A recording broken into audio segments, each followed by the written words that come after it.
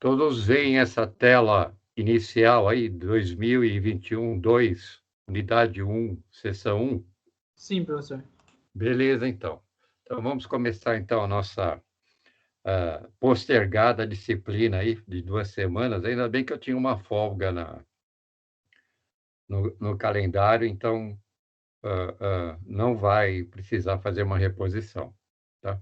Bom, o que que a gente pode dizer dessa disciplina? Essa disciplina, obviamente, deveria ter pré-requisito para quem fez Fundamentos de Mecânica do Solo, né? Mas eu nem sei se existe. Ah, ela, até pouco tempo atrás, ela se chamava geotecnia, né? Geotecnia exatamente é a mecânica dos solos avançada. E tinha uma outra disciplina que era obras de terra. Eles juntaram as duas, né?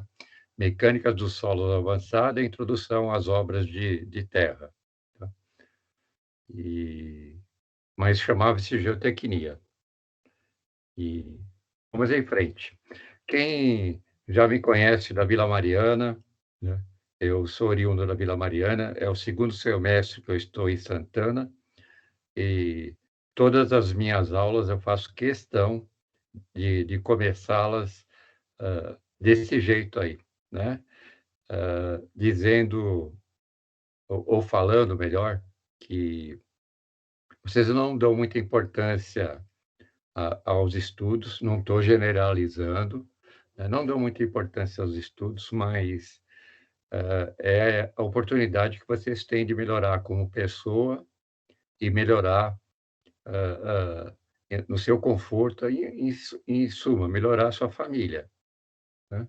Isso é super importante, né?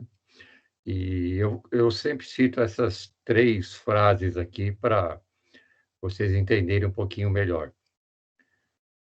Quando não se nasce em berço esplêndido, ou seja, família que te dê suporte financeiro, familiar, etc., há pouca chance, se não a única chance de melhoria pessoal em todos os seus aspectos é estudando.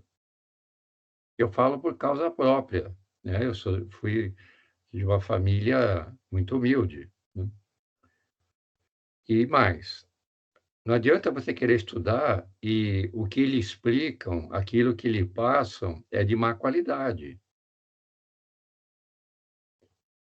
Quando o que lhe ensinam é de má qualidade, ou estudar não é uma das suas prioridades, você está sacrificando o seu futuro e o da sua família.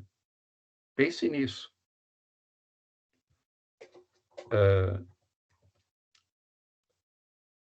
Esse cara Kofi Annan, ele foi prêmio Nobel de 2001 e ele trabalhava na ONU, né?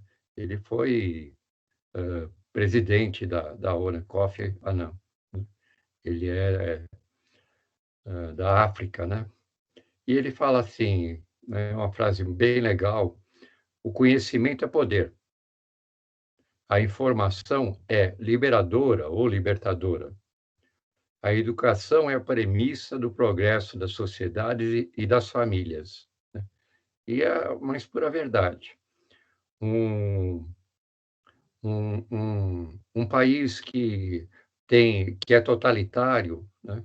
Ele coloca a escola nos mais baixos degraus de conhecimento e de aprendizado, né?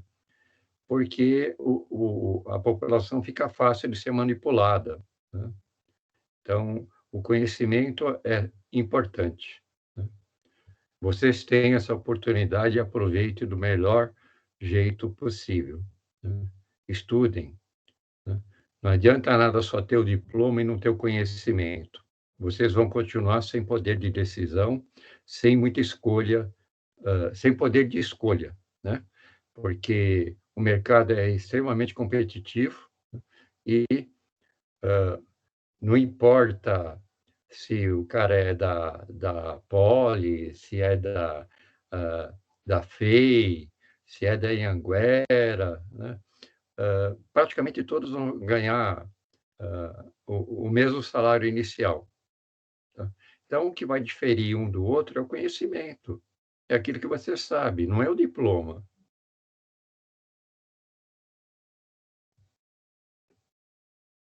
Vamos em frente.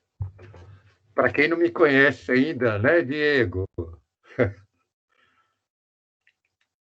Quase Ah, nada, professor, quase nada. O professor é bom, o professor é bom. então, vamos falar um pouquinho sobre o livro para ver se isso inspira a vontade de vocês em estudar, né? Eu sou técnico em aerofotogrametria, sou tecnólogo em obras hidráulicas, sou engenheiro civil, tenho mestrado em hidráulica, doutorado em hidráulica, terminei a minha carreira profissional como engenheiro e consultor em hidráulica numa grande empresa, e mas eu sempre tive vida dupla, eu sempre fui engenheiro e também fui docente. Eu tenho aproximadamente uns 38 anos de docência, tá? Quem quiser consultar o meu currículo Lattes, né, tem aluno que tem vou ver o professor, vou ver o que ele fez na vida, né? Vamos ver se ele é capaz de lecionar essa disciplina. Tem gente que é assim, né? Então, está aí o endereço do meu Lattes, né, meu currículo Lattes, e quem quiser saber um pouquinho mais aí, eu sei que alguns já viram, no final do ano passado eu fiz uma live para a Anhanguera, tá? Ela está depositada aqui nesse endereço aqui do YouTube, quem quiser saber um pouquinho mais, eu acho que ficou interessante, porque eu coloquei lá no YouTube e não falei para ninguém, e já tem um número grande aí de audiência, aí de visto e aprovação, né?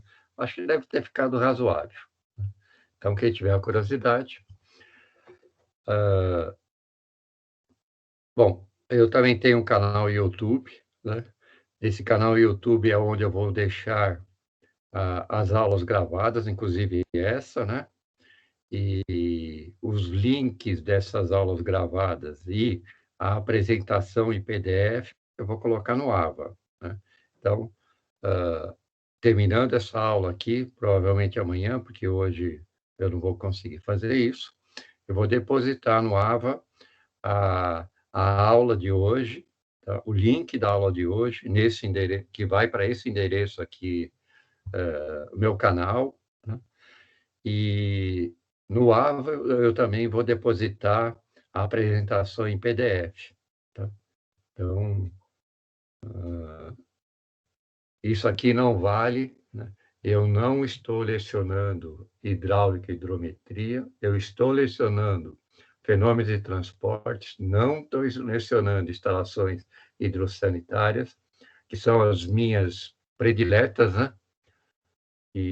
Mas eu estou lecionando, então, fenômenos de transporte, mecânica dos solos avançada e para mecânica dos fluidos. Eu só pego disciplina que ninguém tem coragem de pegar. Eu acho que eu tenho cara de padre, alguma coisa assim. Mas eu gosto, né? Eu gosto. Então, vamos em frente. Ah, eu tenho 5 publicações no mercado aí que já não se encontra mais, né? É uma relíquia, né? Tem uma de hidráulica para engenheiros, de 2014, está aqui o ISBN. Tem outra de fenômenos de transporte, tem uma de máquinas hidráulicas. Na USP, na Escola Politécnica, eu tenho duas publicações, uma de hidráulica básica, guia de estudo, e outra de condutos livres. E não foi fácil, mas eu tenho um mestrado e um doutorado na USP, né, na Poli. E esse material, depois aprovado, obviamente, ele fica depositado na Biblioteca Digital da USP, de teses e dissertações. E é muito interessante porque lá quando você tiver um assunto que você não encontre, um assunto não convencional, que você não encontre na literatura, então você pode consultar aí teses e dissertações aí, que tem milhares de teses e dissertações, é livre, você pode fazer o download da, da publicação que estiver aí, né? E sempre vai haver alguma coisa que possa lhe interessar sobre o assunto que você precisa. Só que num grau de apresentação top, né? E, então, tá falando, tem aí tenho 2 depósitos meus, um do meu mestrado e outro da minha tese. No meu mestrado, em, em 2000, né? Eu tive de visitas 6.609 visitas e de download 35.738 downloads, pelo menos até onde eu vi, né? Nem sei de quando é que eu peguei isso daqui. E o meu doutorado, que foi em 2005, né? Eu tive 2.163 visitas e 4.743 downloads, né? É um tema que mistura biologia, ah, ambi ah, ambiental, engenharia, muito interessante. E durante um certo tempo foi recorde de visitas e downloads, né? Quer dizer que eu acho que não deve ser tão porcaria assim. E desse mestrado, desse doutorado, nasceu esse livro aqui, que foi publicado em 2000 e... Não lembro, talvez tenha sido em 2014 também. Quem publicou foi o Comitê Brasileiro de Barragens, né? E ficou muito bonito, é todo em papel bíblia, muito bonito, né? Tá aqui o ISBN dele. Ele também está esgotado. E todos esses livros aí eu tenho a segunda edição deles, mas não há interesse das editoras, né? Porque diz que o livro é muito técnico, é colorido. Deixa eu ver se chegou mais alguém aí, só um instantinho. Não.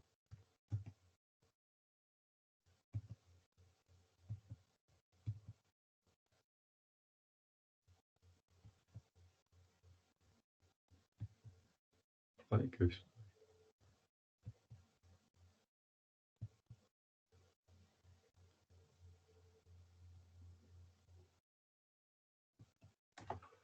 Bom, voltando aqui, não tinha mais ninguém. E então, se não é para publicar do jeito que eu quero, do jeito que eu gosto, do jeito que eu acho interessante, eu não publico, né? Então, todo mundo me oferece, publica em PDF, a gente coloca na rede em PDF, não sei o que, eu não quero. Então, provavelmente eu vou partir dessa efêmera vida aqui e meus filhos vão ficar com as segundas edições, tá? E também mudou muito, né, do tempo que eu fiz para cá, a, a tecnologia mudou muito as coisas, né? E eu continuo sendo um cara saudosista.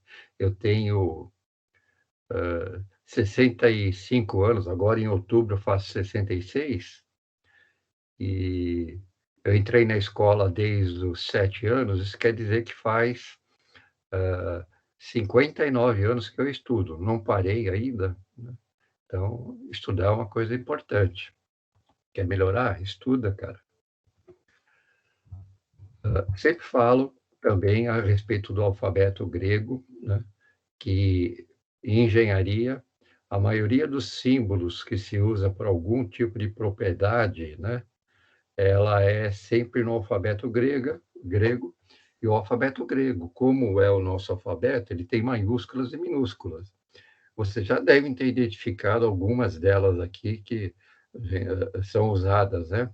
O delta, né, que é esse triângulo de base maior para baixa, é delta, se fala delta X, mas poderia ser com esse Dzinho com a perninha para sua direita, também é delta. Um é maiúsculo, outro é minúsculo.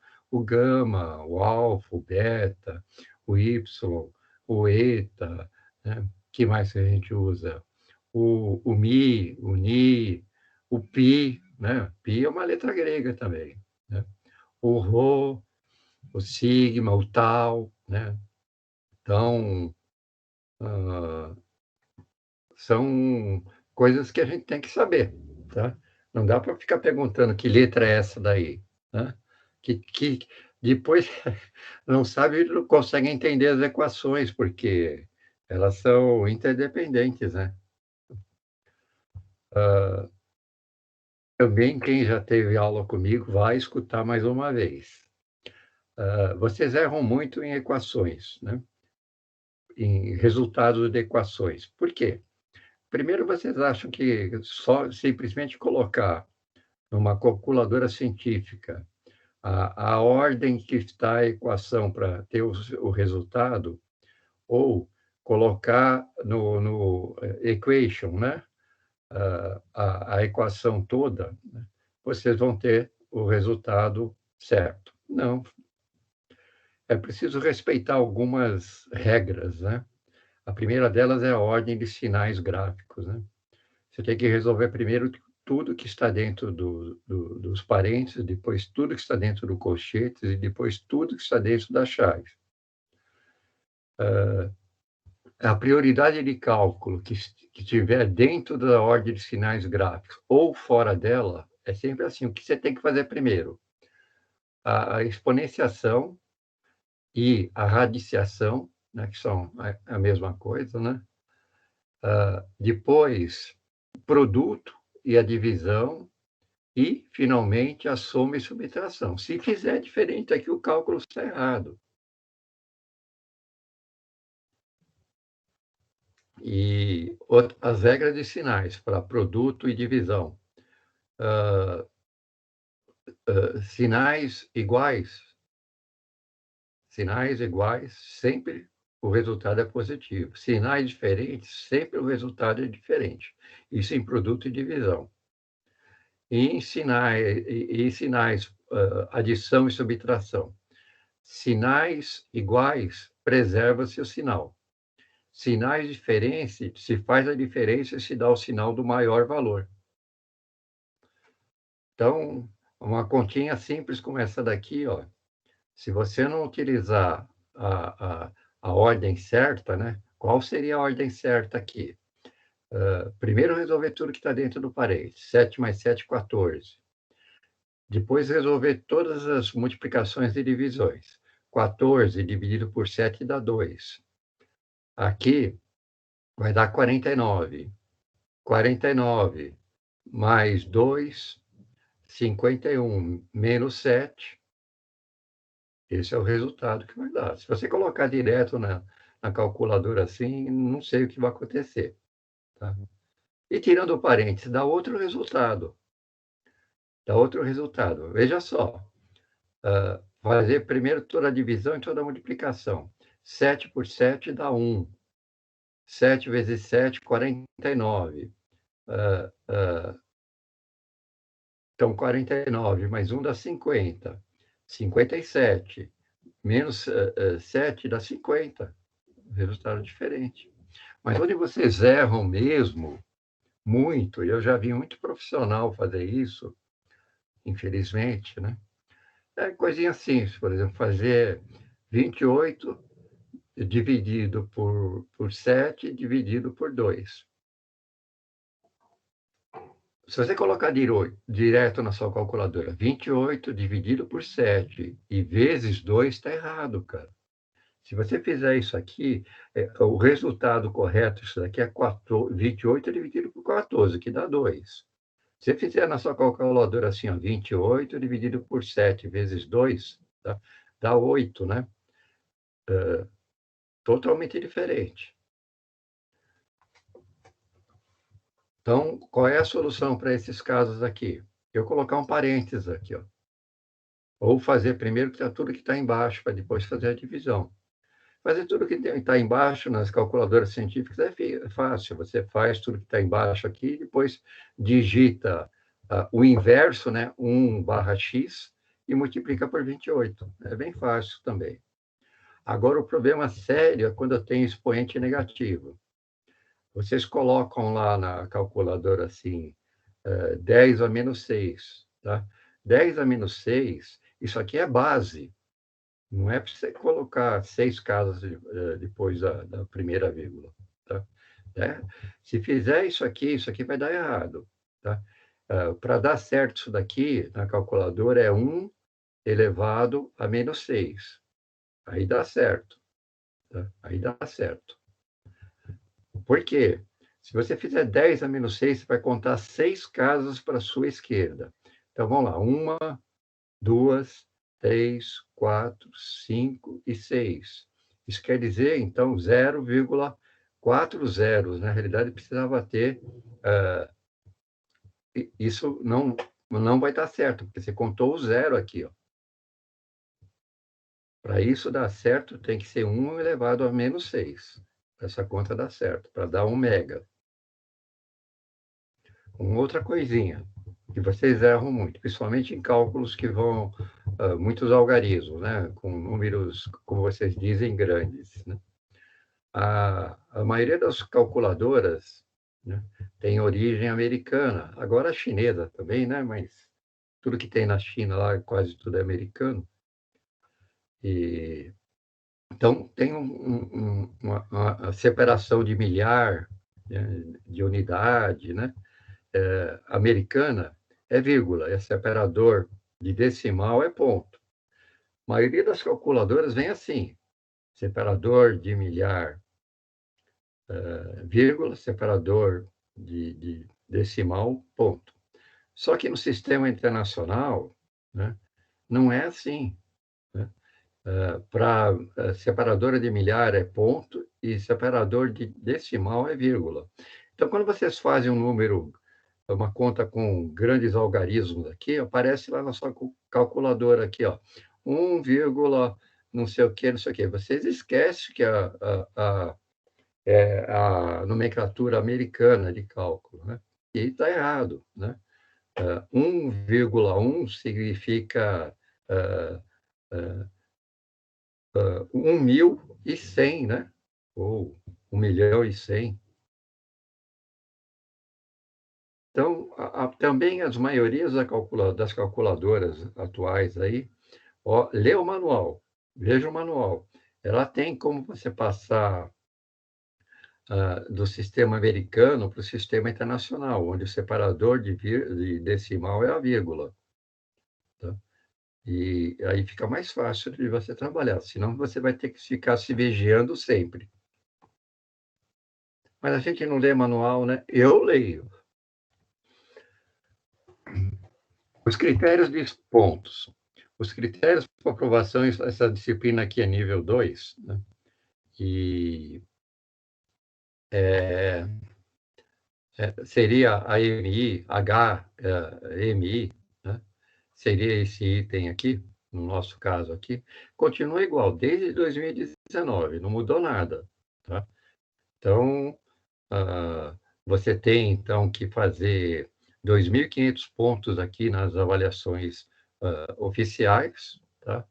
Tem que fazer, para passar no mínimo, no nosso caso aqui, 7.000 pontos. Como você vai fazer isso? Você vai fazer isso através das atividades em sala, que eu vou passar, tá? Inclusive tem uma hoje, tá? E só em atividade de sala dá 2.500. 2.500 mais 2.500 dá 5.000, tá? Você tem atividade virtual e tem atividade transversal, para ter essa pontuação mínima aqui. Continua a mesma coisa. E material para as aulas. Papel para as anotações, livro didático e calculadora científica. Durante a aula ao vivo, permanecer com o microfone desabilitado. Dúvidas e resultados são esclarecidos depois da aula pelo chat. Mas eu não vou fazer assim, não. Vocês podem habilitar, quando tiver alguma dúvida, habilita o microfone e fala, tá? Que é melhor. Deixar só para o chat, depois, no final da aula, porque eu não tenho acesso ao chat. Agora eu não consigo ver o chat. Eu vejo exatamente o que vocês estão vendo. Tá? Então, vamos liberar o microfone aí para fazer perguntas. Tá? Eu faço chamada eletrônica no final da aula, tá? Via Teams, tá? Então, e sai lá, a hora que entrou é a hora que saiu. Não adianta o cara entrar e 15 minutos depois sair, que não marca a presença, tá?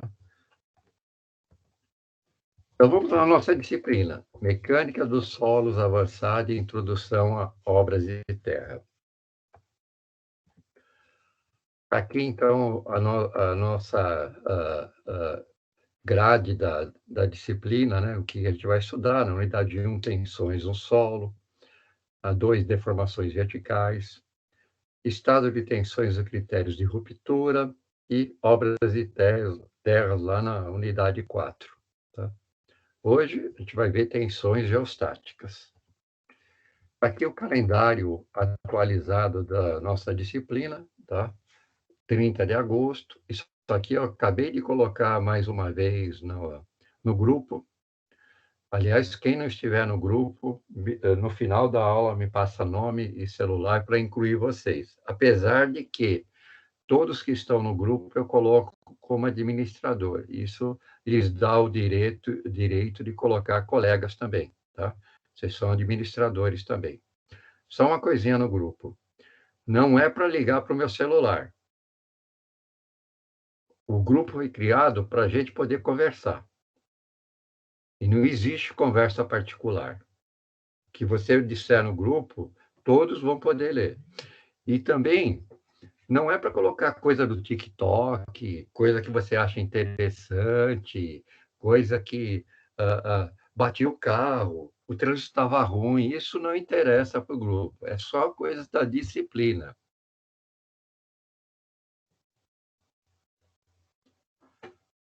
Eu faço isso, mas acredito que outros professores não façam, né?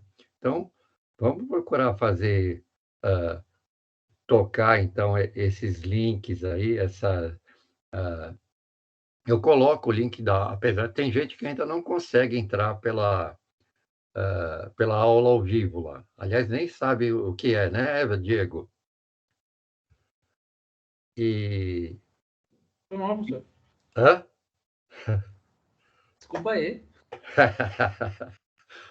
Não, mas tem outros também, viu? Fica sossegado, tá? Apesar de você ser veterano já. E então, vamos usar o WhatsApp dessa disciplina para a disciplina, tá? Para tirar dúvidas, para conversar, para um colega ajudar o outro, né? É esse o intuito. Bom, mas sobre esse horário aqui, ó, observe que no dia 27 de setembro, que seria a nossa aula, né, segunda-feira, começa a semana B1, tá? No dia 4 de outubro, que seria a próxima segunda-feira, é a semana de palestras, não vai ter aula, vai ter palestra. Não sei se vão contar presença ou não nessas palestras aí, mas estou avisando. Professor, Oi. a prova B1 vai ser elaborada por você ou por Valinhos? Até onde eu sei, nos outros semestres passados, sou eu quem elabora. Tá? Tudo bem. Professor, Mas as coisas são muito dinâmicas, né? Não Professor. sei. Oi. Normalmente, pelo que eu já estudo já bastante a Anaíne Santana, disciplina que é modalidade presencial, professor que faz a prova. Disciplina interativa, aí sim vem de Valinhos. Não, então, até depois que entrou essa pandemia, fiz todas as provas de todas as disciplinas, tá? Presenciais, caso que a gente está fazendo EAD, mas ela conta como presencial. Sim, HDMI que chama. Não é uma mista aí, tá? Mas você tem razão, tá? Então, mais confortador, sou eu que faço, né? Tá bom? No dia 29 de novembro, que seria segunda-feira também, tem início as B2. No dia 6 de dezembro, começa, então, que é uma segunda-feira, a segunda chamada. E o exame é dia 9 e 10 de dezembro. E dia 31 de dezembro acaba, então, o nosso período letivo desse segundo semestre de 2021, tá? Então, eu coloquei esse calendário, eu coloco em todas as minhas disciplinas, né? Todas, não tenho tantas, tenho 3, né? Mas coloco esse calendário aqui com as aulas e algumas observações importantes a respeito de prova, semana de palestra, exame, segunda chamada, etc. Tá? E no,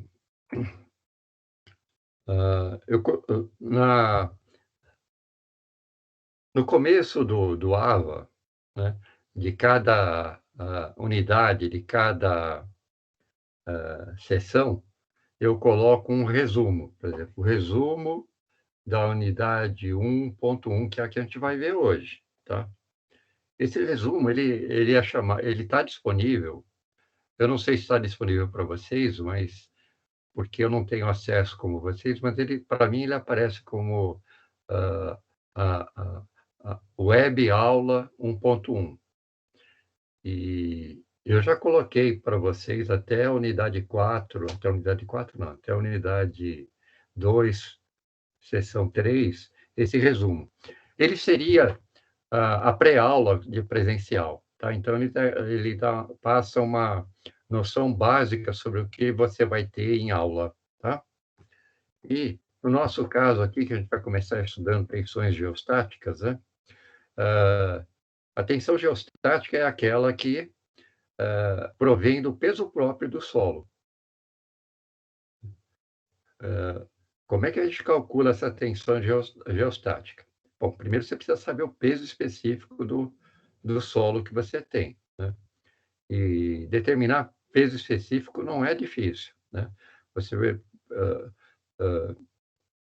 tendo uma porção de solo, seca esse solo para não ter umidade, né? Põe esse solo, por exemplo, numa proveta graduada. Tara uma balança. O que é tarar a balança?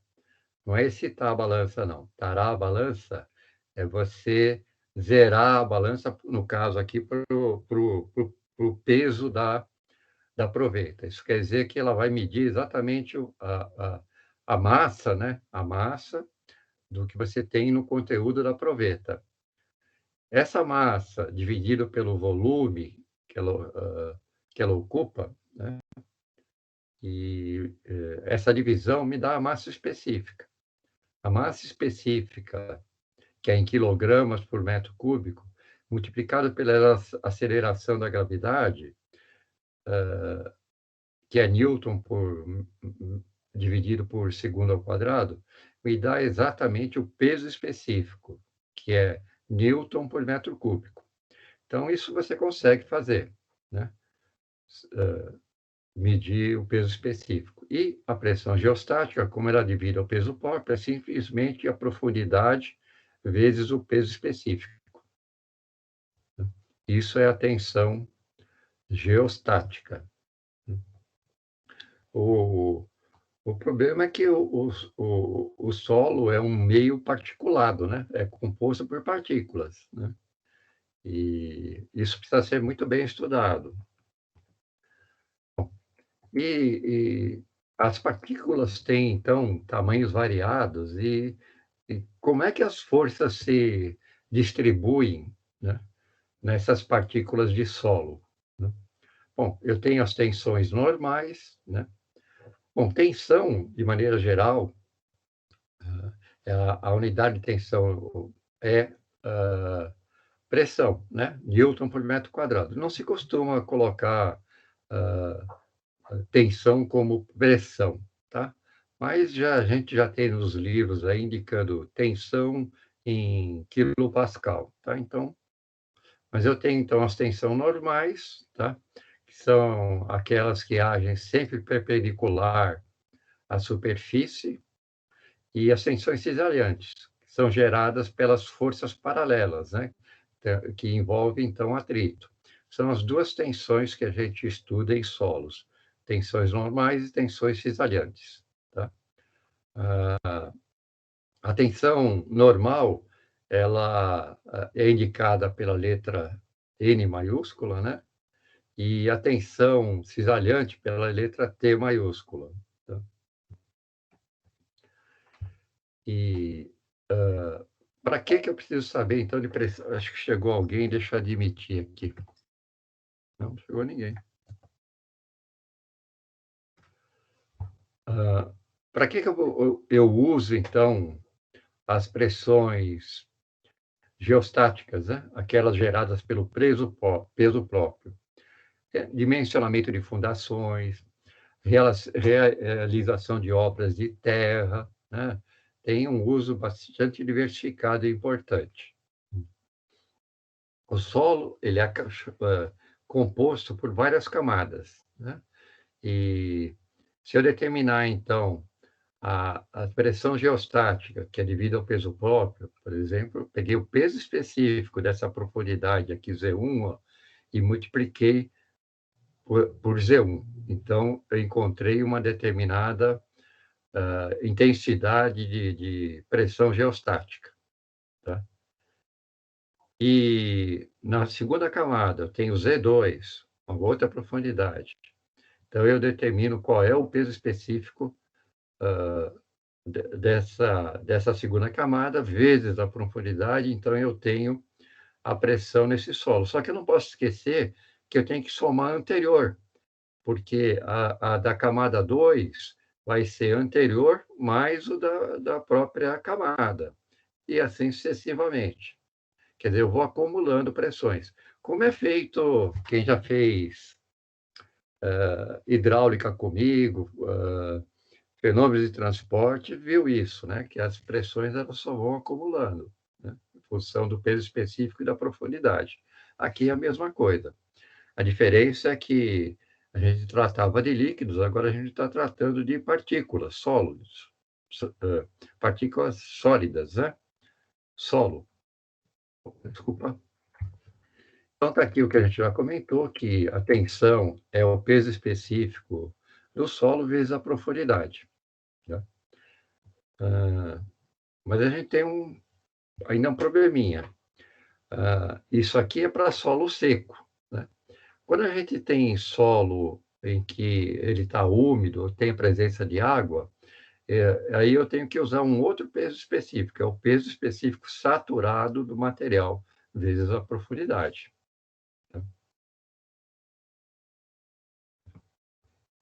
Bom, falando em solo saturado, então a gente já sabe como é que calcula a pressão geostática, que é devido ao peso próprio, e tem uma outra que é devido à pressão da água, né? Que é chamado de poropressão ou pressão neutra, né? Que é essa letra grega aqui, né? Que é igual à profundidade da água vezes o peso específico da água. Então, eu tenho pressão geostática e pressão neutra ou poropressão. Tá? Por que ela é chamada de neutra? Porque a gente admite que a pressão numa partícula de solo, ela atua em todas as faces, em todos os lugares em que eu tenho, por exemplo, um grão, né? Isso quer dizer que ela se compensa, ela é neutra, né? Ela é neutra. A soma deve dar zero, ou próximo de zero. Por isso que era chamada de pressão neutra. Está aqui, ó. Por se propagar de maneira idêntica em todas as direções, a tensão de água ocorre tanto nos planos verticais quanto nos planos horizontais. Tá? Bom, mas o que a gente interessa para a gente mesmo é a, a pressão efetiva, que é a letra sigma, né, com esse tracinho aqui. E ela é exatamente a diferença entre a pressão vertical ou normal, né, a geostática, que depende do peso próprio, e a da poropressão, a pressão da água. Essa é a tensão efetiva. É essas que a gente vai utilizar no cálculo. Tá? Quem proposto disso daí, é utilizado até hoje, né? Foi o Papa aí da geotecnia, o Terzaghi. Ele fez isso em 1943. E se está até agora, significa que ela é científica, né? É uma coisa que, de fato, acontece. Bom, vocês perceberam que esse resumo que eu coloco aí no AVA, ele tem os principais tópicos que vocês verão na aula e por isso deveria ser a pré-aula, tá? Mas a aula começa agora, né? As tensões no solo, tensões geostáticas. Eu vou passar rapidamente, né? Porque... Boa noite, professor. Oi. Consegui aqui agora. É o Ralph. Oi, Ralph. Beleza? Obrigado, Ralph. Eu estava aqui, não estava falando, mas eu estava acompanhando a aula, tá ok? Tá ok, Ralph. Obrigado pela presença aí. Então, voltando, então, a gente já viu, falamos sobre tensões geostáticas, né?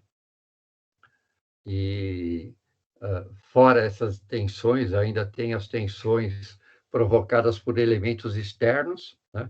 Por exemplo, colocar uma casa em cima de um solo significa, então, que eu tenho tensão induzida por um elemento externo. Ela também vai exercer uma pressão sobre o solo e eu tenho que contar com ela. Eu tenho que determinar a pressão efetiva, por exemplo, uma fundação, eu tenho que determinar a pressão efetiva que esse solo tem, o que vai ser a pressão efetiva? A capacidade de carga desse solo. E tenho que dimensionar a fundação, né, de modo que ela não exceda, além do fator de segurança, né, exceda a capacidade de suporte do solo. Então, é para isso que a gente usa, né? E a tensão geostática, ou tensão normal, ou tensão vertical, ela é a força dividida pela área. Em alguns livros está assim, Newton por metro quadrado, e nos livros mais atuais está com unidade de pressão, Pascal.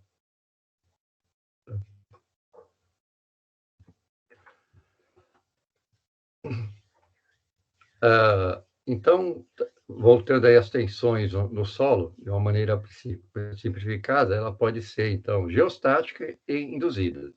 Geostáticas são aquelas devido, então, ao peso próprio do solo, inclusive da água, né? E as induzidas são as externas, né? A sobrecarga, por exemplo, né? A sobrecarga, ela atua em todas as faces de uma partícula de solo, tá? Então, contando, então, com a sobrecarga, olha só que eu teria aqui, se o solo fosse homogêneo, né? Mas dá para ver bem legal aqui, ó. A tensão geostática, devido ao peso próprio, tá? A tensão da sobrecarga, então, ela é mais alta no início, né, no contato com o solo, e depois ela vai decrescendo, tá? E a soma, então eu vou ter que ter a soma disso daqui, né? A soma da tensão geostática mais a sobrecarga, tá? Vai me dar um somatório, que é isso aqui, ó. Tá? É isso que vai ser a tensão, então, efetiva, né? A tensão efetiva. Né? Se eu não tenho externa, vai ser, então, a geostática. Se eu tenho que contar com ela. Deixa eu ver se chegou mais alguém. Não.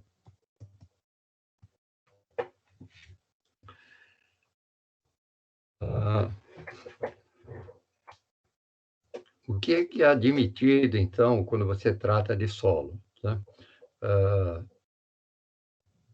Então, a tensão geostática, né, ela pode ser vertical e horizontal. Então, se você pegar uma partícula de solo, né, solo seco, né, a tensão vertical, eu vou ter, então, a tensão vertical, a tensão horizontal. São essas que a gente conta. A gente não conta com empuxo, né, como tem, por exemplo, em líquidos, né? Tanto é que você, para calcular a pressão efetiva, a tensão efetiva de um solo, você desconta a poropressão. Então, um objeto de estudo de um solo, uma partícula de um solo, quando você estuda, né, você tem, então, a tensão horizontal e a tensão vertical. Voltando aqui, então, as tensões que a gente tem aplicadas no solo são as tensões normais e as tensões cisvariantes, né? As tensões normais são aquelas que agem perpendicular à superfície ou à partícula, e as tensões cisvariantes são aquelas das forças paralelas, né? Que seriam as tensões horizontais. Aqui, ó. Isso aqui tensão horizontal, peso próprio e tensão horizontal, a cisalhante. Tá? Bom, mas como é que a gente calcula isso de fato, né? Digamos que eu tenho um solo aqui, ó. Lembrando que tensão normal, tensão geostática, ela é a massa específica do solo vezes o G vezes a profundidade, ou massa específica vezes G é o próprio peso específico. Tá? Então, a tensão, tensão normal, a tensão geostática devido ao peso próprio é gama Z. Então, digamos que eu tenho aqui areia fofa. Eu sei que o peso específico dessa areia fofa é 16 kN por metro cúbico. Está aqui. Aí eu vou calcular a tensão geostática. Se eu fizer, então, isso aqui tem profundidade de 3, tá certo? É negativo porque ele parte da superfície que é 0, tá? Mas ele tem profundidade de 3. 16 vezes 3, gama vezes Z, dá 48. Então, isso aqui é a tensão máxima que eu vou ter nessa camada aqui. E se eu estiver fazendo, se eu tiver essa profundidade a 1,5? Bom, se tiver 1,5, você vai fazer a mesma conta, o peso específico é o mesmo, só muda o Z, e você vai chegar nesse valor, exatamente nesse valor aqui, porque é linear, tá? Que já está marcado aqui. Então, a gente faz só pela última profundidade. Se eu tenho pedregulho aqui, pedregulho, o gama é 21 kN por metro cúbico. 21 kN por metro cúbico vezes 2, tá? Daria 42, tá? Mas 42 é isso. Eu tenho que lembrar que eu tenho que somar o anterior, porque para eu ter a total, aqui a geostática total, a camada de cima também vai exercer esforço na camada de baixo. Então, eu parto da camada superior, de 48, e coloco 42, que vai dar 90, tá? Então... Hein, professor? Oi. Eu quebrei cabeça pra caramba hoje para entender isso aí. Esse negócio, porque volta muito, entendeu? Para você entender o resultado final. Mas você não está compreendendo como eu estou explicando? Não, eu estou querendo dizer que eu quebrei a cabeça hoje pra caramba para entender isso aí. Porque ele volta muito, entendeu? Ele pega o resultado que você adquiriu, aí volta lá atrás para fazer o cálculo final. Você soma, né? Simplesmente isso. Né? Somei. Daqui 3 metros de profundidade, gama de 16 dá 48. Tá? Gama de 21, 2 de profundidade dá 42, tá? Mas eu tenho que somar o anterior, então eu parto do 48, mais 42 dá 90. Tá? Sim, mas a questão é que a fórmula aqui em cima, ele não fala em somar, entendeu? É isso que deu uma confundida. Mas não precisaria muito se basear pela forma, né? Você não pode ter uma pressão geostática aqui sem considerar a anterior, né? Que ela já tem essa carga aqui. Tá certo? Beleza, professor. Então, vamos em frente. Então, tá aqui, ó. Acho que agora fica mais claro aqui, ó. Quero saber qual é a pressão geostática aqui no fundo, Z3, tá? Na profundidade Z3. Eu faço a primeira, Z1, gama 1, tá? Cheguei aqui, ó. Faço a segunda, gama 2, Z2, cheguei aqui. Observe que esse gama 2, Z2, é exatamente esse triângulo aqui, ó. Z3. Z3 vezes gama 3 é esse triângulo aqui, ó. Retângulo, tá? Mas eu tenho que somar, né? Então, eu vou somar isso, mais isso, mais isso. É exatamente isso, ó. A tensão na superfície 3, né? No fundo, seria gama 1, Z1, mais gama 2, Z2, mais gama 3, Z3. Beleza? Ficou mais claro agora? Positivo, professor. Tá bom. Vamos em frente.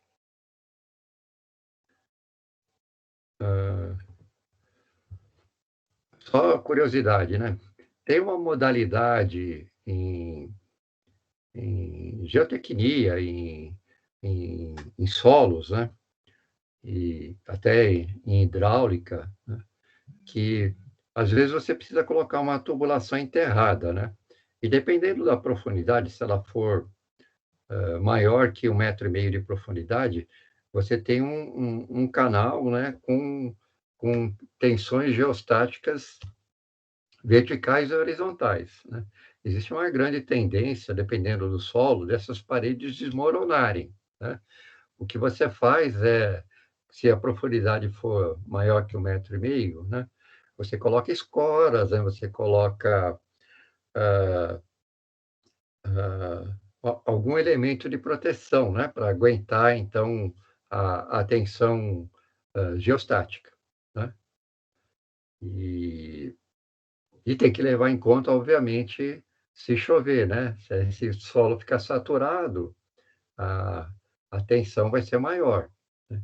Mas por que só se costuma fazer, então, essa proteção, e dependendo da profundidade, se coloca, se crava perfil em I, e entre cada perfil I você coloca umas madeiras aí chamada asa de andorinha, né, que elas vão se encaixando uma na outra para resistir então esse puxo. Sabe por quê? Porque o peso específico, o peso específico do seu do seu corpo é mais ou menos aí 10.000 newton por metro cúbico. É 10.500, se for considerar o sangue, bom, 10.000. E o do solo é 23.000, né? Até mais do que isso. O que acontece? Se tiver um desmoronamento e tiver uma pessoa lá, é quase morte na hora, é quase fatal, tá? Quase fatal, quase fatal. Por isso tem que tomar, se faz, então, obras em que você tenha que fazer escavação, é muito perigoso, né? Em vala, que a gente chama, né? Muito perigoso. Mas vamos continuando aqui.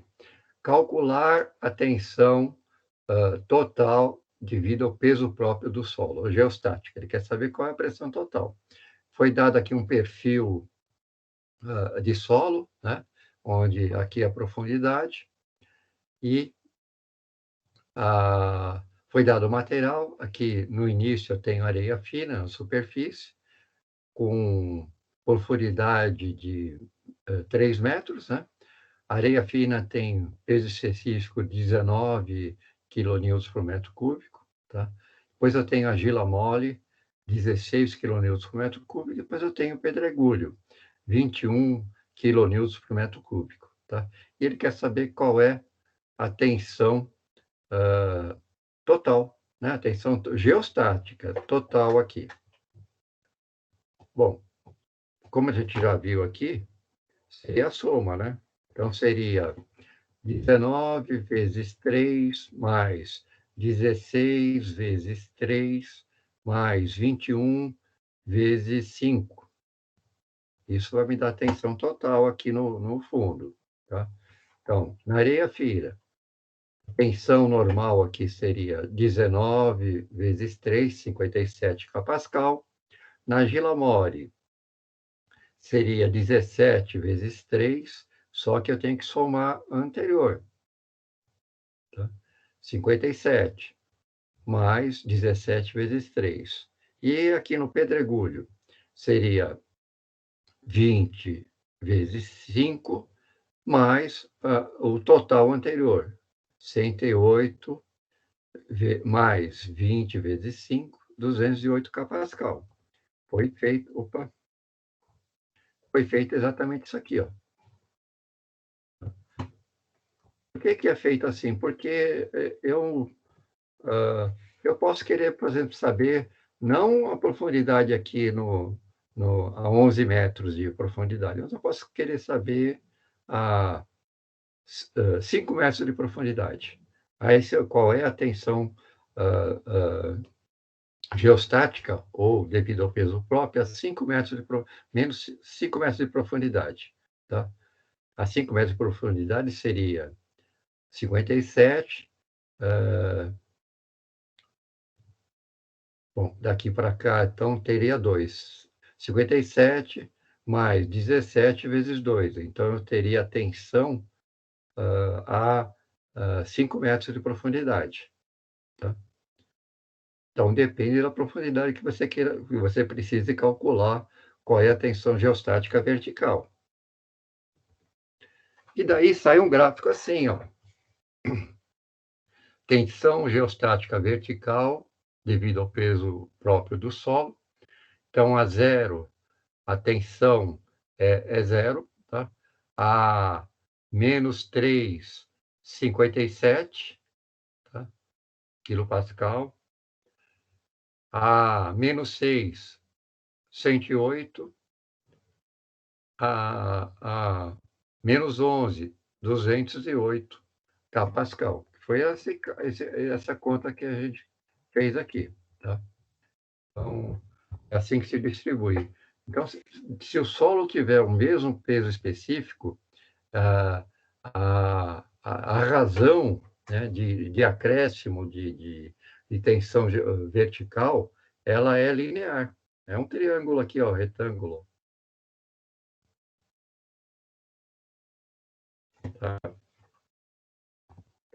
Tá bom.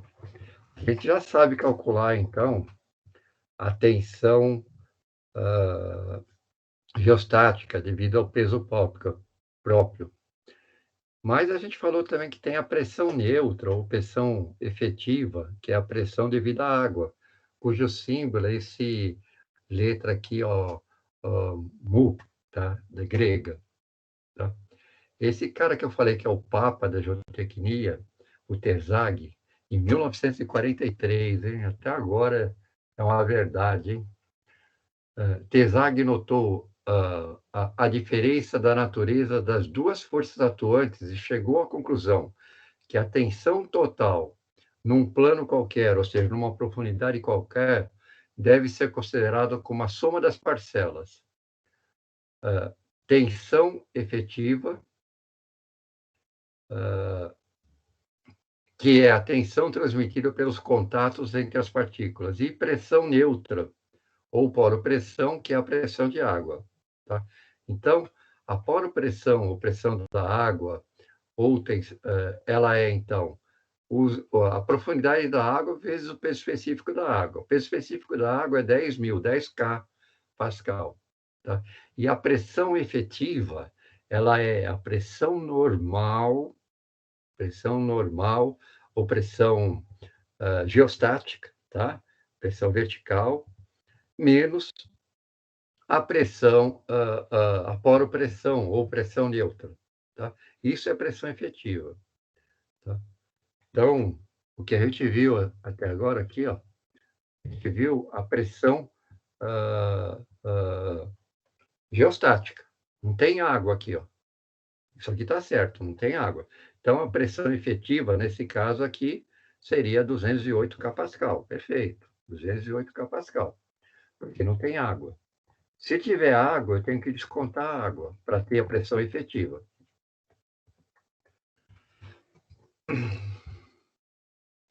Bom, o que está falando aí? Por que ocorre isso daí? Bom, primeiro que a gente pode considerar, então, que a pressão de água ela atua em todas as superfícies da partícula de solo, tá? Então, você tem que descontar essa pressão da pressão geostática, tá? E quando ela penetra no solo, né, ela aplica compressão, cisalhamento e distorção no solo, tá? E por causa disso, então, ocorrem então as tensões efetivas, que é a diferença entre a tensão geostática e a poropressão, tá? Que é a pressão de água, tá? Aqui está esquematizado o que acontece. Quando você coloca água no solo que está seco, ele movimenta as partículas, tá? E isso altera a tensão efetiva. Então, um exemplo aqui em que eu tenho água, tá vendo? Ó, NA, nível da água. Né? Então, começa aqui na superfície, eu já tenho água. Aqui eu tenho argila orgânica escura, cujo peso específico saturado é 15 quilonewtons por metro cúbico. Aqui eu tenho, então, a areia siltosa compacta, peso específico saturado, ou seja, com água, 18 quilonewtons por metro cúbico. Aqui eu tenho silt argiloso cinza. Você sabe, né, que a argila e o silt são as menores dimensões de solo que você pode ter, né, de solo. O silt argiloso cinza, peso específico saturado, ou seja, com água, 16 quilonewtons por metro cúbico. E aqui eu tenho solo de alteração de rocha. Aqui a água não penetra, tá? Então, rocha nem para efeitos geotécnicos ela não é considerada solo. A não ser quando ela foi extremamente fraturada, quebrada, tá? Mas, de maneira geral, rocha a gente nem considera como solo.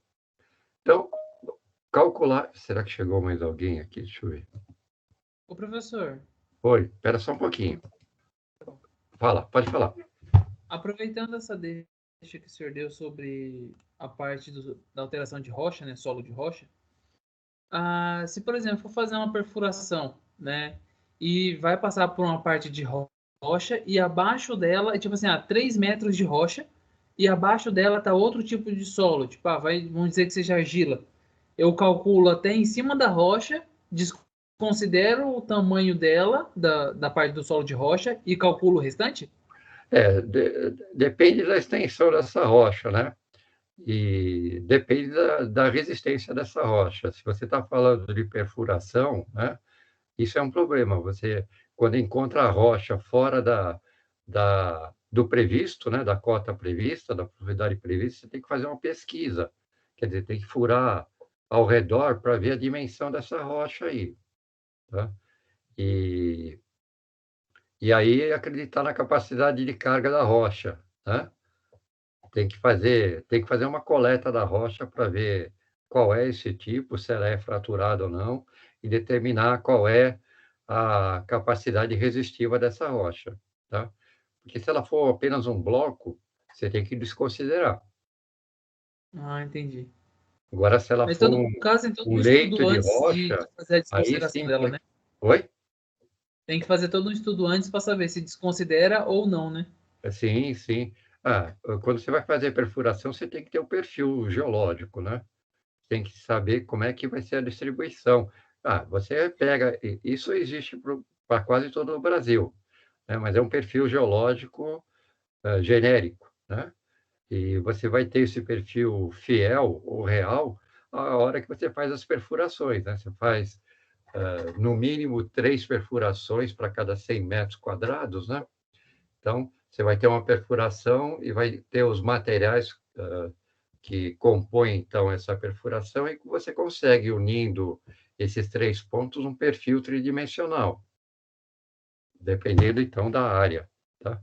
Mas, no caso aí, desse mesmo caso aí que eu estou falando, dos 3 casos, se num deles você acha rocha, não dá para contar com ela se você não fizer o estudo mais... E não tenha, né, no perfil geológico inicial, tem que fazer um estudo mais complexo aí para ver se ela tem capacidade de carga. Às vezes pode ser um bloco só. Entendi. Obrigado. Nada.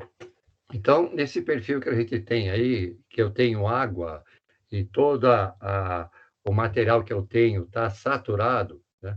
Eu quero calcular qual é a poropressão ou, ou a pressão da água na rocha, né? Quero calcular. Bom, a primeira camada é, então, o gama saturado vezes a profundidade, tá? Então, seria, então, 15 vezes 4. Isso aqui isso aqui está errado, não é tensão vertical devido ao peso próprio, não. Isso aqui é geostática. Geostática. É poropressão. Está errado aqui, tá? Só estão calculando devido à água. Então, na segunda camada aqui, eu tenho que somar a anterior, tá? Faço como eu fiz devido ao peso próprio, tá? 60, isso aqui dá 60, mais 18 vezes 3, tá? Então, eu tenho aqui... Ai, meu Deus. Não tem chegado ninguém, mas tá avisando que chega. Do silt argiloso, a mesma coisa, tem que somar o anterior, que é 114, tá? Mais o da camada, 16 vezes 8. Tá? E aqui, então, eu vou ter o total já aqui nesse de poropressão. Bom, tá aqui o resultado aqui, ó. Tá? Eu vou procurar fazer isso aqui, vou colocar como a gente faz e vou colocar depois o resultado da conta, tá? Para não sobrar dúvidas aí. Tá? Isso aqui é poropressão. Então, está aqui a pressão neutra. Tá?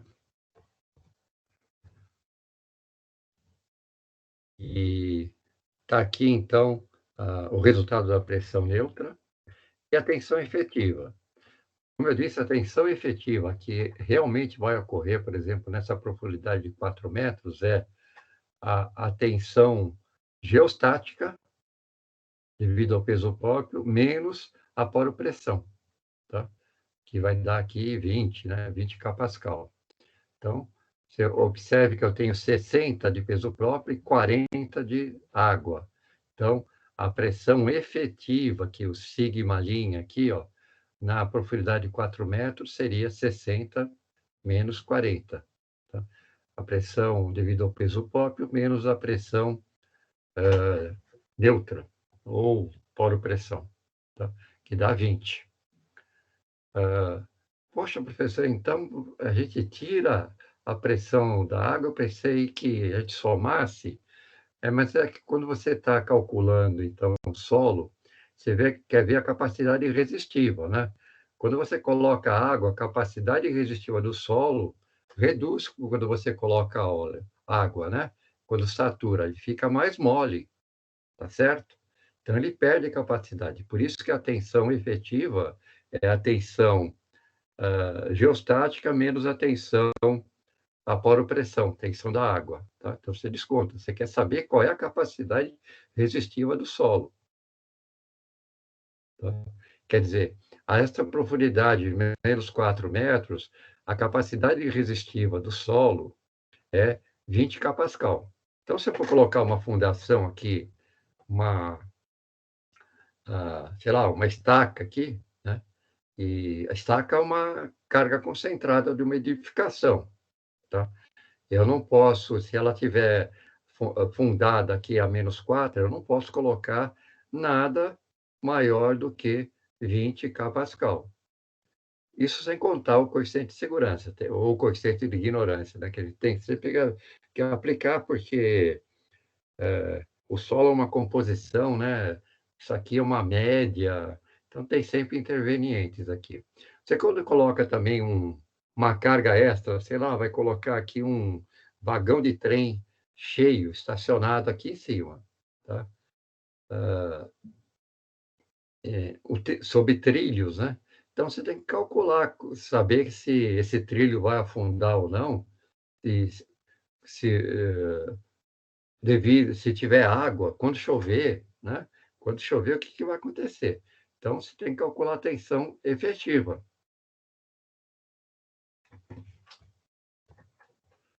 Aqui, ó, o cálculo da tensão efetiva. Você veja que reduz bem, né? 60 a devido ao peso próprio, e com água vai para 20 kPa.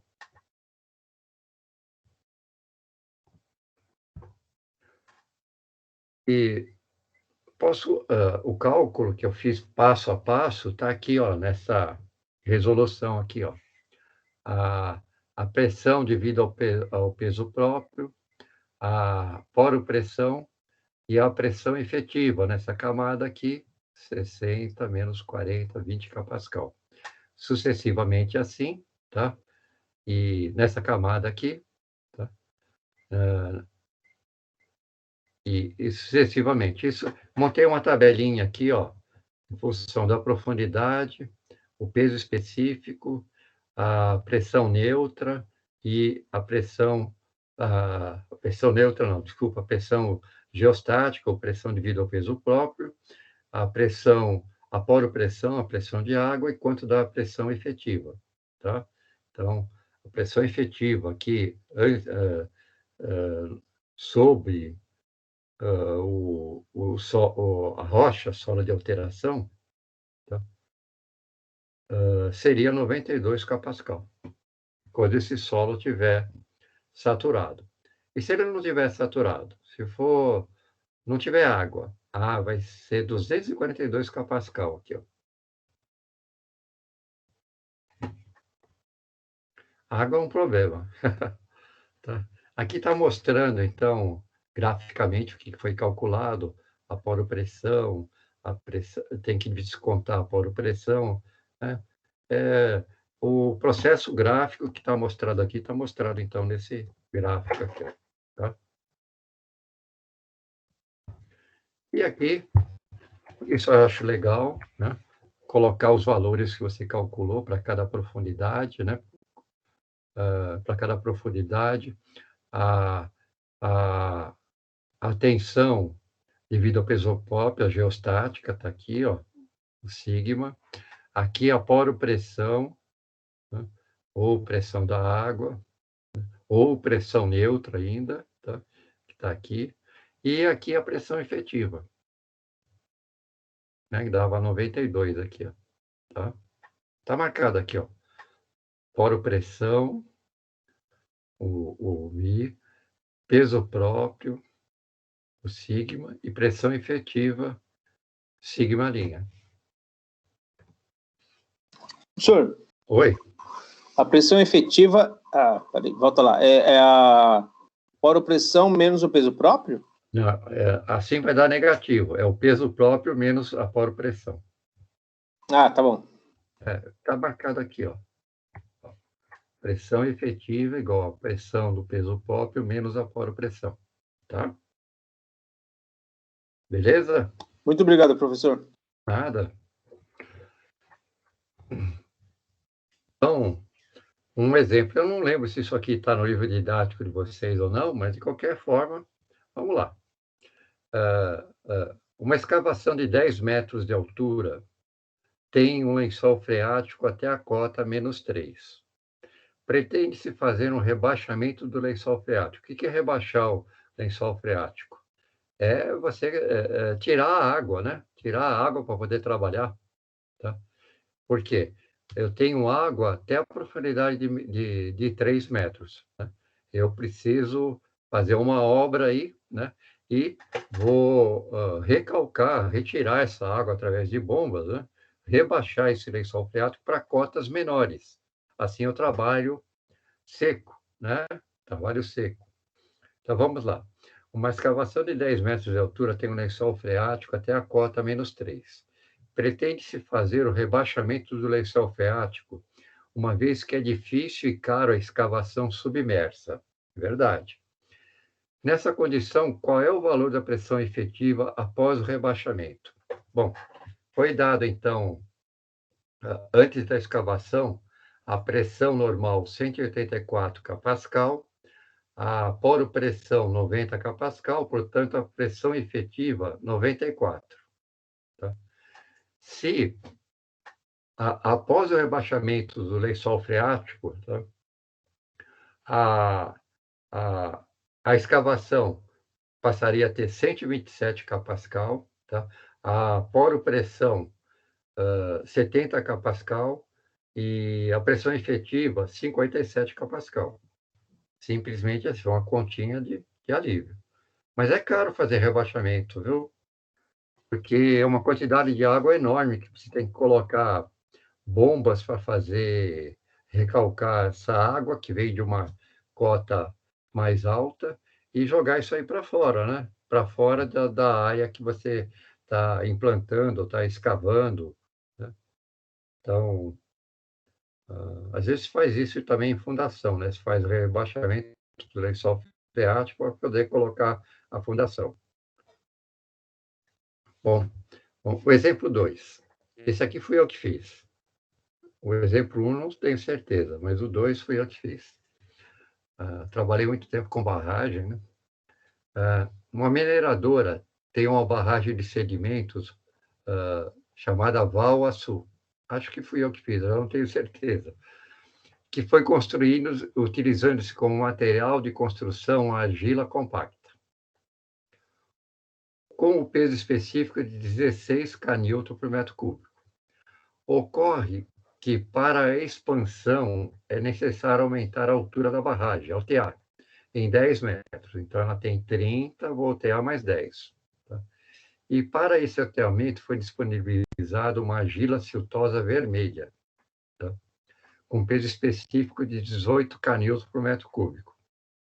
Sabendo-se que a barragem com o maciço tem uma altura de 30 metros, essa aqui, hoje, antes de implantar a obra, é necessário que você determine a pressão máxima que o maciço aplica hoje sobre o solo de fundação e o acréscimo causado pelo alteamento e a tensão final do maciço. Bom, situação atual, 16 kN, 30 metros de altura. Tá? Tudo aqui está sem água, mas podia ter água aqui desse lado aqui, a barragem. Então, a tensão atual, a 30 metros, 16 kN vezes 30, 480 kPa. Acrescido de 10 metros. Tá? O acréscimo de 10 metros, que ele está perguntando, é 18, que é o peso específico desse acréscimo aqui, vezes 10 metros, 180. Agora, com 40 metros, né? Eu vou somar as duas. Então, seria 480 mais 180, 650 kPa. Mas isso aqui é uma coisa comum que se faz muito no Brasil, tá? Alteamento de barragem. Mas se faz alteamento de barragem não é para hidrelétrica, PCH, se faz isso para alteamento de barragem de sedimento, barragem de contenção. Essas que de vez em quando rompem, principalmente em Minas Gerais, sabe? como é feito? É projetado, então, uma barragem inicial para conter um determinado volume de sedimentos que sai da lava do minério, né? Ela já sai contaminado, só que esse minério tem um peso específico maior que da água, então ele vai acumulando aqui, né? Chega um momento que a barragem não tem mais volume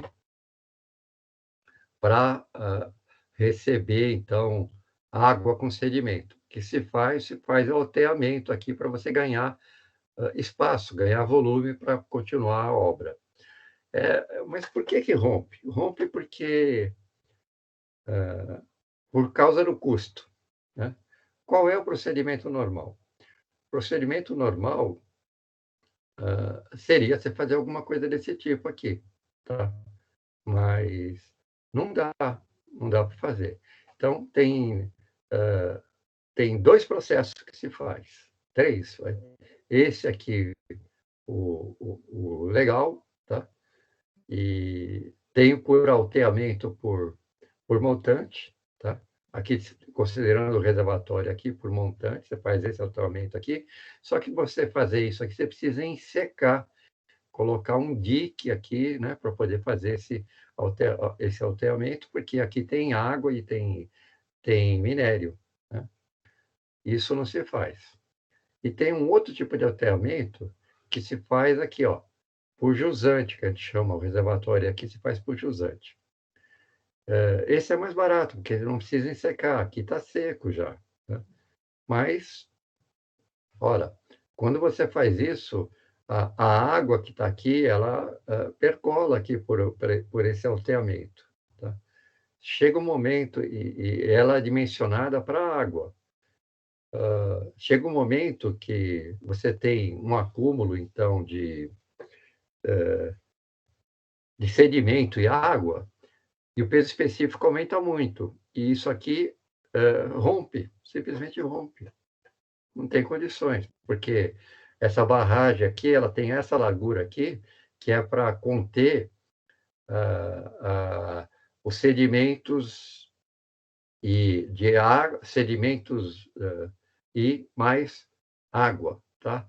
Quando você faz isso daqui, você não tem, então, você simplesmente alteia ou de um lado ou do outro, você não tem, então, você vai ter, então, a mesma ordem de grandeza aqui de força, água e sedimento aplicado numa pequena parte aqui de barragem.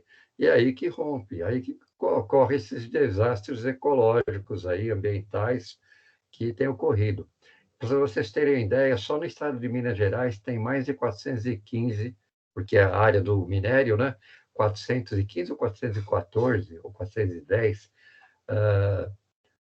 reservatórios de contenção de minério, né?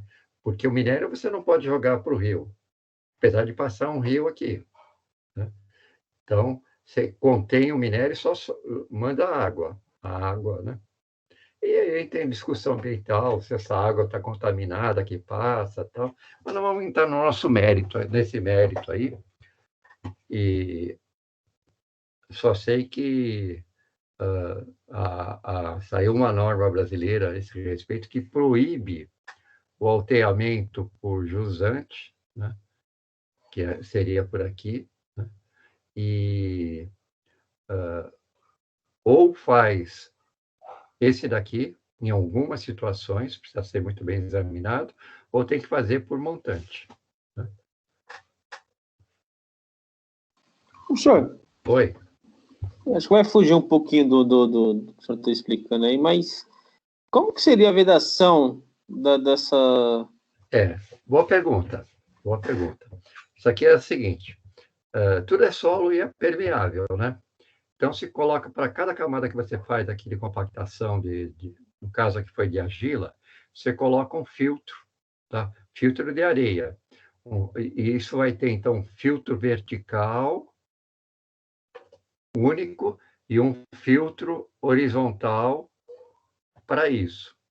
Então, como a areia é porosa, a água que passa por aqui, ela percorre, então, a areia e ela sai numa posição adequada a jusante. tá? Beleza?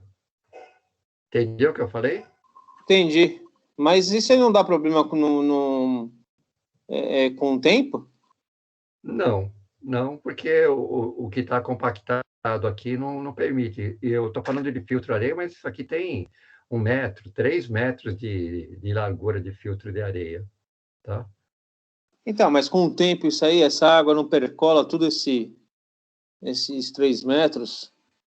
Ah, mas eu estou falando assim, areia, mas é uma transição, né? Você coloca pedra maior, pedra menor, até chegar na areia. Então, os resíduos que você está falando que pode contaminar e comatar, que a gente chama o filtro de areia, né?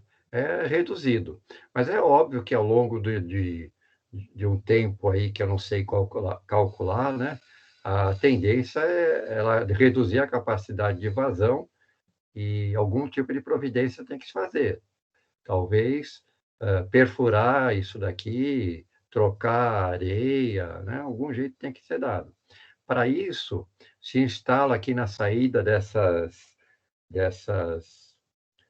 desses filtros horizontais aqui, equipamentos para medir a vazão. Tá?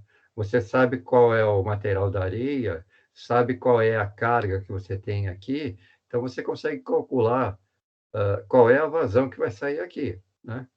E isso tem que ser acompanhado, isso tem que ser eternamente acompanhado. A hora que você percebe que a vazão está reduzindo muito, alguma coisa aconteceu aqui de errado, está acontecendo de errado. Aí tem que tomar uma providência. Se não tomar nenhuma providência, rompe. Simplesmente assim. Tá? Maravilha, obrigado, professor. Isso para esse tipo de barragem, só de terra. Né? O que se faz também, além do filtro vertical e horizontal, se coloca um núcleo aqui, ó, com cutoff, que a gente chama, que é uma parte baixa aqui, e esse núcleo impede, então, a passagem de água por aqui, tá? Porque a água vai, mesmo que ela passe pelo filtro, tá?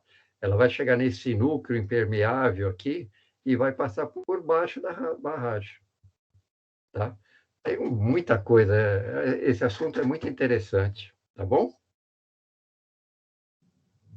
Ok, Então, obrigado, seria professor. barragem de terra com núcleo de argila, barragem de terra com núcleo de concreto, sei lá, tá? Muita coisa. Tá? Mas para tudo tem que se achar uma solução.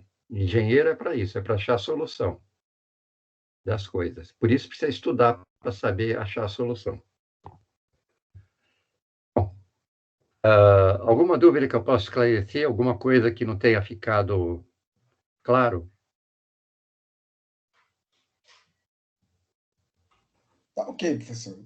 Tá bom? Tá bom. Ok. Oi? Calma, não acabou ainda não. Como vocês sabem, uma parte da nota de vocês é a atividade de sala, né? E já vou passar uma tarefa para vocês aqui. Pode fotografar isso aqui, se vocês quiserem. Eu vou colocar também na,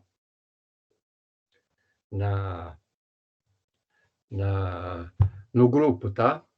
Mas é uma tarefa. Vocês têm que me entregar até a próxima aula, que é dia 6/9. Dia 7 é feriado, tá? O que vai precisar fazer? Olha o que está se falando aqui, ó. Considerando as profundidades dos pesos específicos e o nível d'água está aqui, ó, -1, tá? Calcular as tensões geostáticas até a profundidade 9, tá? Não é mais a 10, é 9, mas a conta é a mesma, tá? Calcular as tensões neutras até a profundidade 9, calcular a tensão efetiva até a profundidade 9, -9, né? Qual é o valor das tensões até a profundidade 9? Né? É isso que você acabou de calcular, né? Tem que me falar, ó, a tensão devido ao peso próprio é tanto, a tensão, a poropressão devido ao nível, no nível 9 é tanto, e a a tensão efetiva, que é essa diferença aqui, é tanto. Tá? Para considerar, então, o solo saturado abaixo do Na, tá? Isso aqui é gama N é solo seco, tá? A massa específica da água é igual a 1.000, isso quer dizer que o peso específico da água é 10.000. A aceleração da gravidade 10 metros por segundo ao quadrado. Não usa para nada isso, tá? Tá. Vamos fazer e vão me mandar pela mensagem do AVA, tá? E ele é individual. Se quiser, pode pegar essa imagem aqui e colocar num A4, colar, né? E ele é manuscrito com os cálculos, unidades, identificando as respostas. Essas aqui são as respostas que eu quero, tá? Entrega pela aba da mensagens em PDF ou foto, como vocês queiram. Não esquecer de colocar o nome, RA, tá? E data de entrega, dia 6/9 de 21, a próxima aula. Até lá, né? É simples, né? É o que está nessa apresentação aqui. Eu volto a falar, essa apresentação ela vai estar em PDF lá no AVA, amanhã, tá? E essa é a primeira tarefa de vocês aí, não podemos perder tempo. E eu gostaria que vocês me ajudassem a resolver as 3 questões dessa sessão da unidade 1. Vamos lá? Então tá. O solo é formado por partículas sólidas e vazios, que são ocupadas por ar ou por água. Por isso, pode-se considerar o solo como um meio particulado. Verdade, sem dúvida. As 3 principais tensões que atuam no solo são as tensões geostáticas, o sigma, a pressão neutra, o nu, e a tensão efetiva, o sigma'. Assinale a alternativa que descreve corretamente a transmissão de tensão no solo.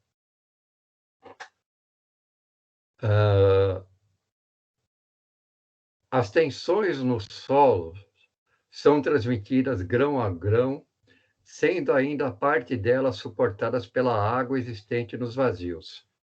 Certo ou errado? Certo. Errado. Não, está certo. Tá certo? Está certo. Tá certo, Ela porque suporta, no né? início da aula já logo fala isso aí. Por isso que é menos a tensão porosa, né? Ela suporta. Tá. Mas a água ela não é ignorada? Ah, não, no cálculo da Não, massa você que tem ela que é tirar a ignorada. diferença só quando é solo seco. Tá? A água ela reduz a Quando o resistência solo é do solo. seco, você só tem partícula e ar. Tá? Não Quando tá certo você essa tem expressão. água, você tem que calcular a efetiva, que é, então, a tensão do peso próprio menos a tensão da água. Está certo aqui. O que não está certo é a B, C, D e E. Quer ver? Isso aqui é o que está no meu texto aí, exatamente. Alternativa A. As demais estão... Tá errado as outras. Está errada, está errada. Tá? Já que vocês estão me acompanhando aqui, me ajuda aqui, ó. Nesse 2 aqui. É de vital importância a determinação das tensões devido ao peso próprio, sigma, para possibilitar realizar a correta utilização do solo como material de construção, bem como realizar o dimensionamento das fundações. Para a realização dessa questão, observe a figura a seguir, que é essa daqui. Tá? Considere o peso específico da água igual a 10 kN. Assinale a alternativa correta. A tensão geostática, sigma, que só depende do peso próprio no ponto B, é 121. Será? O que seria a pressão geostática? Só aquela que depende do peso próprio. Seria, então, a profundidade 3 vezes 19 mais 16 vezes 4. Dá 121? Não, Então dá está errado. 114. Não, dá 100, não dá? Dá 114. Hã? A tensão geostática. 19 entre Entendi o que eu... 3 vezes 16 entre 4 vezes mais. Dá 121. Você não fez conta certa, hein? Faz aí, ó. 19 vezes 3. Eu vou fazer de novo aqui, professor. Peraí. Mais 4 vezes 16. 57 mais 48. Dá 121, tá certo? 121, professor. Então, tá certo. Então, vamos ver as outras. Ele faz umas coisas, ele faz umas perguntas interessantes aqui. É a A. Tá certo. A tensão devido ao peso próprio, Mas não tem o nível d'água? mas ele não está pedindo a pressão, tensão efetiva. Ele está falando que na UA ele só quer a devida ao peso próprio do solo. Você considera, ele vai perguntar aqui, ó, poropressão, tal, mas aqui é só devido ao solo. Não está levando em conta a água aqui. Tá bom? Entendi. Tudo bem. No B, a tensão devida ao peso próprio é maior no ponto A, porque à medida que a pressão neutra aumenta, a tensão devida ao peso próprio diminui. Não, está errado. Né? Está errado, está errado. Vamos ver a C. A tensão devido ao peso próprio, só devido ao solo, no ponto C, é igual a 63 kPa. Aonde que ele está perguntando? No ponto C. Não é, né? Porque a gente já calculou aqui em cima, é 121. Tá? A poropressão no ponto C é 184. A poropressão seria 2, seria, aqui é 1, seria 9 metros de água, não é? De coluna de água. Não é? Do menos 1 a menos 10, dá 9 metros. Seria 9 vezes 10 mil, que dá 90 mil, e não 63. Está errado. A poropressão no ponto C é 184. Não é. A gente já calculou aí que dá um número absurdo, né? Seria 9 vezes 10 mil, dá 90 mil. Né? A tensão devido ao peso próprio só é percebida até o NA. Não, a pressão ela só passa a ser efetiva depois do NA. Mas antes do NA, em qualquer porção, eu tenho pressão do peso próprio. Eu sempre tenho, tá? Não é só... eu tenho que, inclusive, considerar a pressão geostática, a pressão devido ao peso próprio, antes da água, né? E somar também, né? Beleza aí? Tranquilo? Beleza. Tranquilo. Aqui, como eu disse, isso aqui eu coloco lá o PDF disso aqui. Aqui tem a resolução para quem quiser acompanhar, tá? Beleza? E, por último, o estudo das tensões atuantes no solo permite que se perceba os efeitos como compressão, cisalhamento ou distorções que podem ocorrer nos maciços de terra. Como o solo é um meio particulado, suas deformações ocorrem de maneiras diferentes de alguns materiais largamente utilizados na engenharia civil, como concreto, aço. Assinale a alternativa que descreve corretamente as deformações percebidas no solo. Isso aqui está aqui, ó.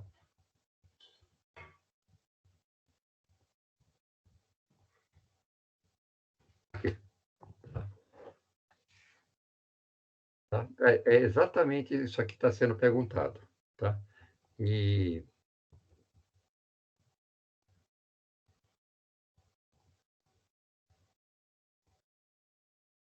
a resposta correta é A. Tá? Deformações não lineares, deformações, mudança de volume, mudança de forma, isso aí alterou todas as demais alternativas aí, tá? A alternativa correta é a A. Depois vocês podem pegar o PDF e dar uma conferida. Eu vou encerrar a gravação. Professor, Fala. WhatsApp, o grupo do WhatsApp, como faz para entrar?